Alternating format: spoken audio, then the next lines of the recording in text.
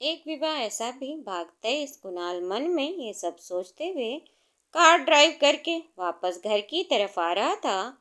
कुणाल के घर के पास ही उसके कार का टायर पंचर हो गया। कुणाल अपनी कार से बाहर उतरते हुए कहा, वाह, सब कुछ आज ही होना है क्या? ये कार का टायर भी अभी पंचर होना था। कुणाल अपने शर्ट के हाथ के बटन खोले और वो आस्तीनों को फोल्ड करते हुए अपने कार के टायर चेंज करने लगा। तभी वहां से एक आदमी गुजरा। उसने कुणाल की तरफ देखते हुए कुणाल को पुकारा। कुणाल ने जैसे ही पीछे मुड़कर देखा, वहां पर उसका बचपन का दोस्त खड़ा था। उसने उसकी तरफ देखते हुए कहा, अरे आर्यन, तुम कहाँ जा रहे हो? आर्यन कुणाल के पास आते हुए बोला, मैं बस रोहित से मिलने जा रहा था। एक्चुअली वह छुट्टियों में घर आया है, तो उसने मुझे मिलने के लिए बुलाया था। कुणाल ने उसकी बात सुनकर कहा, अच्छा, रोहित कैसा है? वह ठीक है? काफी दिन हो गया है उसे मिला नहीं। आर्यन ने कुणाल की बात का जवाब देते हुए कहा, मैं भी काफी दिनों बाद उसे मिलने जा रहा हूँ। और देखो आज क्या कोइंसिडेंस, तुमसे भी मिल गया। क्या दिन थे यार, जब हम बचपन में एक साथ सब घूमते थे, कितना मजा करते थे ना। सच में उन दिनों की बहुत मिस करता हूँ। कुणाल उसकी बात सुनकर मुस्कुराने लगा। आर्यन बोला, वैसे कुणाल, मेरे पास एक आइडिया है, क्यों ना आज रात को हम सब एक साथ मिलें और पहले की तरह थोड़ा सा एंजॉय करें। और वैसे भी रोहित अभी आया है और वो एक दो दिन में वापस भी चला जाएगा। तुम भी यहाँ हो, आज रात का प्लान कैसा है? कुणाल उसकी ये बात सुनकर मुस्कुराते हुए बोला, ओके ठीक है, तो कहाँ मिलना है हम? आर्यन इधर उधर देखते हुए बोला, ये है ना, हम तुम्हारे घर के पास वाला बार, यहीं पर मिलते हैं तीनों यार।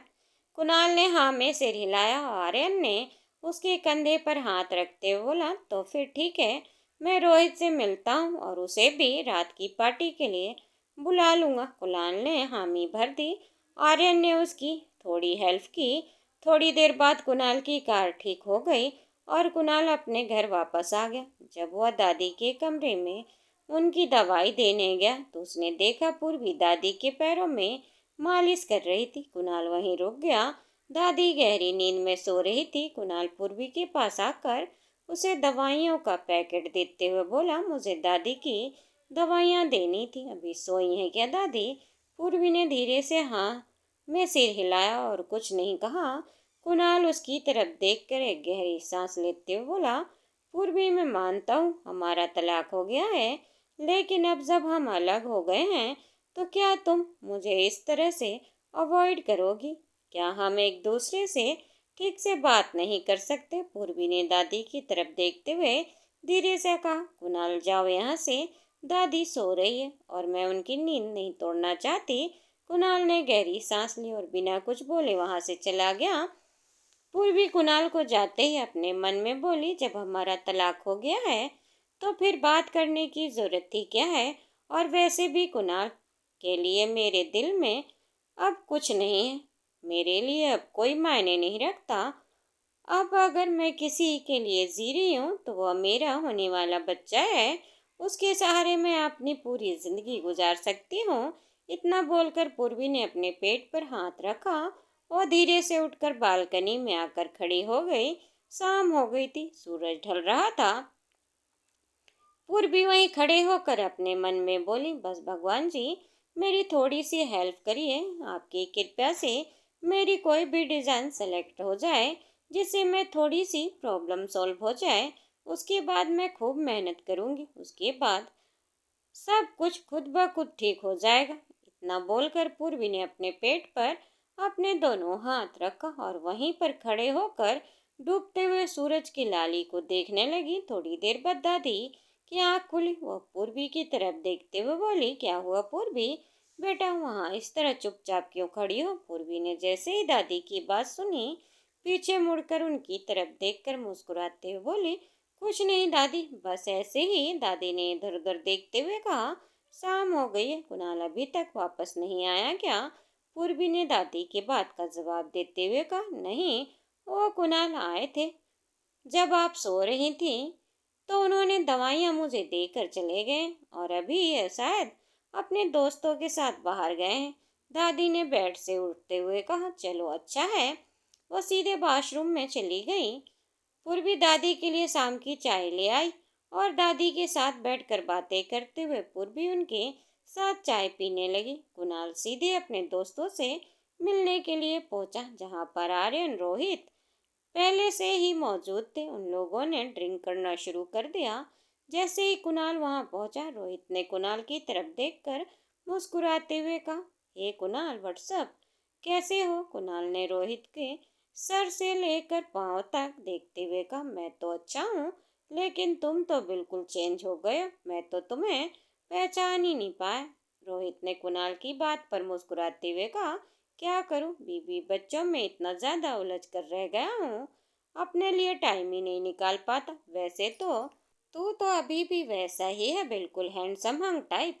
क्या बात है, तेरी लाइफ में बीवी और बच्चों की प्रॉब्लम नहीं है क्या? कुणाल उसकी बात सुनकर चुप हो गया और उसने उसकी बात का कोई जवाब नहीं दिया। तभी आर्यन ने कहा, चलो खैर छोड़ो, कहाँ तुम लोग फिर से फैमिली की बातें कर रहे हो? अब हम यहाँ पर हैं तो थोड़ी देर अपनी बात कर ली जाए, थोड़ा सा इंजॉय किया जाए। चलो कुणाल, शुरू करो। इतना बोलकर उसने ड्रिंक का गिलास कुणाल के सामने रखा। कुणाल ने बिना किसी हिचकिचाहट के पूरा ड्रिंक एक बार में पी लिया। वह दोनों बातों बातों में एक के बाद एक ड्रिंक कुणाल को देते गए। जिसमें आकर कुणाल भी इतनी ज्यादा ड्रिंक कर चुका था कि अब उसे ठीक से खड़ा भी नहीं हो पा रहा था। तभी रोहित ने आर्यन की तरफ देखते हुए कहा, अरे यार, ये कुणाल तो काफी ज्यादा ड्रंक हो गया है, ये घर कैसे जाएगा अब? आर्यन ने कहा, मैं कुणाल का घर जानता हूँ, मैं इसे छोड़ आऊंगा, डोंट वरी। और वैसे भी मैंने ज्यादा ड्रिंक नहीं की है, तुम निकलो और मैं इसे छोड़कर अपने घर चला जाऊंगा। उनकी बात सुनकर रोहित लड़खड़ाते हुए उठा और वो सीधे अपने घर की तरफ चला गया। आर्यन कुणाल को अपने कंधे पर रखते हुए बोला, कुणाल चलो, खड़े हो। कुणाल की हालत काफी ज्यादा खराब हो गई थी। वो जैसे तैसे उठा और उठकर वहां से बाहर की तरफ जाने लगा। आर्यन ने उसे अपनी कार में बिठाया और सीधे उसे उसके घर लेकर पहुंचा। उसने जैसे ही कार का दरवाजा खोला, कुणाल को बाहर उतारा और वो उसके घर के पास आकर डोरबेल बजाने लगा। काफी ज्यादा रात हो गई थी, लगभग सभी लोग सो गए थे, लेकिन पूर्वी जाग रही थी। उसने जैसे ही डोरबेल की आवाज सुनी, वह तुरंत बाहर निकली और देखा कि कुणाल बुरी तरह नशे में धुत था और आर्यन उसे सहारा दे रहा था। आर्यन बोला, भाभी जी, कुणाल ने थोड़ी ज्यादा ड्रिंक कर ली है। पूर्वी आगे बढ़कर कुणाल का हाथ पकड़ते हुए बोली, थैंक यू उसे घर तक लाने के लिए। आर्यन पूर्वी को कुणाल की पत्नी समझने लगा और मुस्कुराते हुए बोला, अरे भाभी, कुणाल मेरा दोस्त है, इसे थैंक यू वाली क्या बात है? भला मैं चलता हूँ। आर्यन पूर्वी की तरफ देखा और कुणाल को वहीं छोड़कर चला गया। पूर्वी ने धीमी आवाज में कहा, मैं किसी की भाभी नहीं हूँ। वह कुणाल की तरफ देखते हुए बोली, कुणाल उठो और अपने रूम में चलो। कुणाल वहीं दरवाजे की दहलीज पर बैठ गया था। पूर्वी ने उसकी तरफ देखकर उसे को संभालते हुए कहा, जब तुम इतना हैंडल नहीं कर पाते हो तो पीते क्यों हो? पूर्वी ने कुणाल का हाथ पकड़कर अपने कंधे पर रखा। कुणाल काफी ज्यादा बहक बहक कर चल रहा था। उसके कदम कहीं और पड़ रहे थे और वो चलना कहीं और चाह रहा था। पूर्वी ने धीरे से अपना दूसरा हाथ कुणाल की कमर पर रखा और उसे सहारा देते हुए सीधे उस रूम में ले जाने लगी। जैसे तैसे पूर्वी कुणाल को सीढ़ियां चढ़ाकर उसके रूम तक ले आई। जैसे ही उसने उसे बेड पर लेटाया, कुणाल ने पूर्वी का हाथ पकड़कर उसे अपने बिल्कुल नजदीक खींच लिया। पूर्वी कुणाल के बिल्कुल करीब आ गई। धीरे से अपनी आंखें खोलकर पूर्वी के चेहरे को छूते हुए कुणाल ने कहा, थैंक यू सो मच पूर्वी, तुम बहुत अच्छी हो। तुमने आज भी मेरी कितनी हेल्प की। पूर्वी कुणाल की बात सुनकर एक पल के लिए जैसे वहीं पर जम गई और उसकी तरफ देखने लगी। पूर्वी ने धीरे से अपना हाथ आगे बढ़ाया और उसने उसके चेहरे पर आए हुए बालों को पीछे करते हुए उसके चेहरे की तरफ देखने लगा। उन दोनों की नजरें मिली और पूर्वी ने नोटिस किया कि कुणाल इस वक्त बहुत ज्यादा नशे में था। उसकी आंखें एकदम लाल हो चुकी थी, वह बिल्कुल होश में नहीं था। अपनी सिचुएशन रियलाइज होते ही पूर्वी उठी और उसने अपना हाथ कुणाल के हाथों से छुड़ाया और वह सीधे उसके रूम से बाहर निकल गई। कुणाल नशे में था और वो पूर्वी को वहीं पर इमेजिन करने लगा। उसने देखा कि पूर्वी वहीं बैठी हुई है और वो उसके जूते और उसके सॉक्स उतार रही है, उसे ब्लैंकेट ओढ़ा रही है और उसके चेहरे को गीले कपड़ों से पोंछ रही है।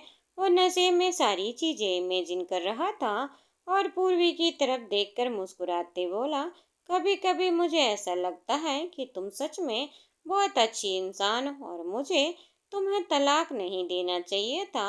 मुझे बहुत रिग्रेट होता है, लेकिन अब कुछ नहीं हो सकता। कुणाल नशे की हालत में अपनी मन की बात बोल रहा था, लेकिन वहां पर उसे सुनने वाला कोई नहीं था।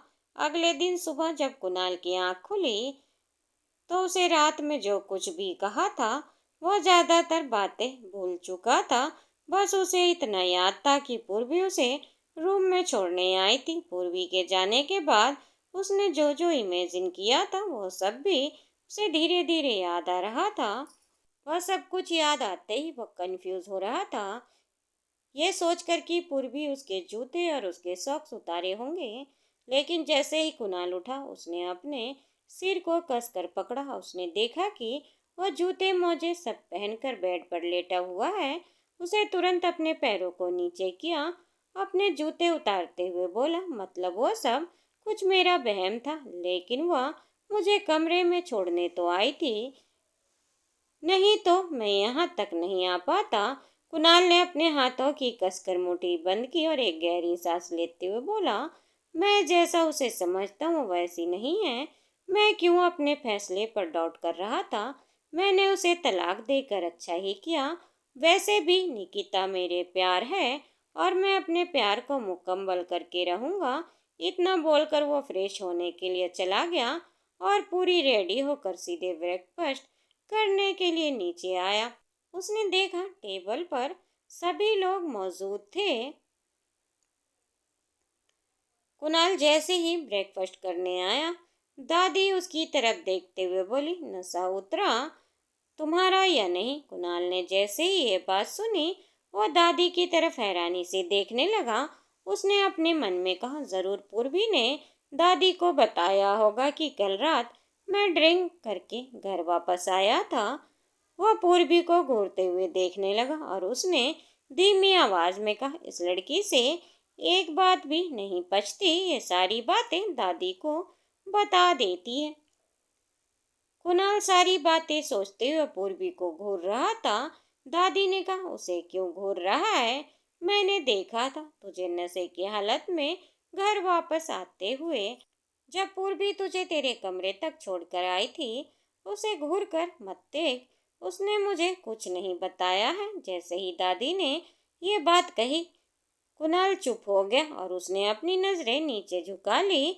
पूर्वी चुपचाप ब्रेकफास्ट करके उठने लगी। दादी ने पूर्वी का हाथ पकड़कर उसे रोका, रुको पूर्वी बेटा, 2 मिनट मेरा नाश्ता हो जाए, फिर मैं भी तुम्हारे साथ ही कमरे में चलती हूँ।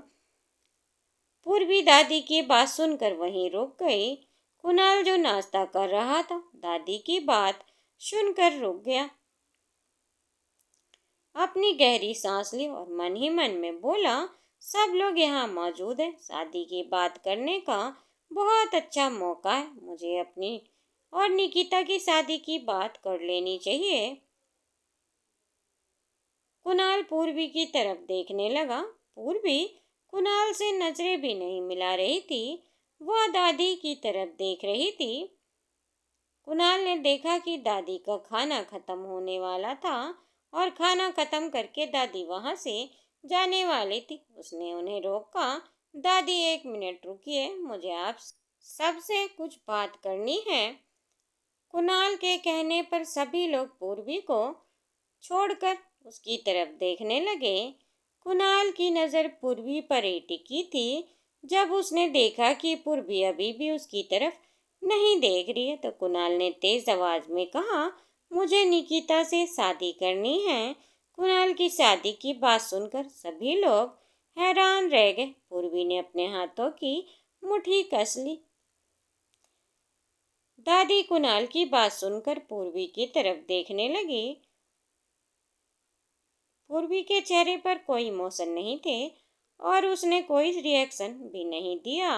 लेकिन दादी जानती थी कि यह बात सुनकर पूर्वी को अच्छा नहीं लगेगा।